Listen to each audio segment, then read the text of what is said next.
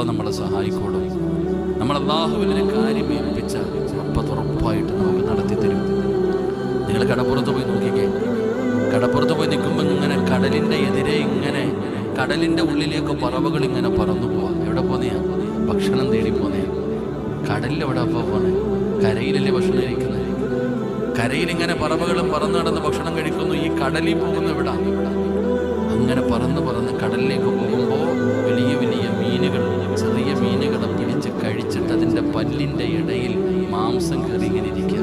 നമ്മുടെ പല്ലിൻ്റെ ഇടയിൽ കയറിയാലും ബുദ്ധിമുട്ടല്ലേ? അപ്പം ഈ വലിയ വലിയ മത്സ്യങ്ങൾ ഇങ്ങനെ വെള്ളത്തിൻ്റെ മുകളിൽ വന്ന് വാതുറന്ന് ഇങ്ങനെ കിടക്കുമ്പോൾ ഈ പറന്നു പോകുന്ന പറവ ആ വലിയ മീനിൻ്റെ വായുടെ ഉള്ളിൽ പോയിരുന്നിട്ട് അതിനെ തിന്നാനുള്ള രസിക്ക് തിന്നുകയാണ്. വയറ് നിറച്ച് ഭക്ഷണം കഴിച്ച് ബാക്കിയുള്ളത് എടുത്തുകൊണ്ട് വീട്ടിലേക്ക് വരികയാണ്. ഇതാണ് അള്ളാഹ്.